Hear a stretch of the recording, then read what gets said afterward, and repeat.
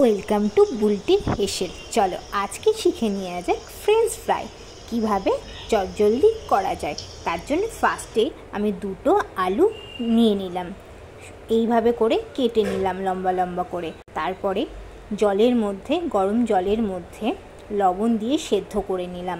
তারপরে আলুটাকে শুকনো করে নিলাম, নিয়ে কর্নফ্লাওয়ার দিয়ে ভালো করে মাখিয়ে নিলাম।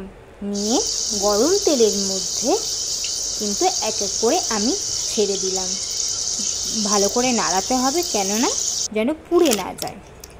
5 মিনিট পরেই তুলে নিলাম, নিয়ে পেরি পেরি মশলা দিয়ে মাখিয়ে নিলাম। আমাদের কিন্তু ফ্রেঞ্চ ফ্রাই একদম রেডি হয়ে গেছে। বাড়িতে যদি কেউ আসে চটজলদি পরিবেশনও করতে পারবেন, নিজেদের জন্য সন্ধেবেলায় করে নিতে পারবেন।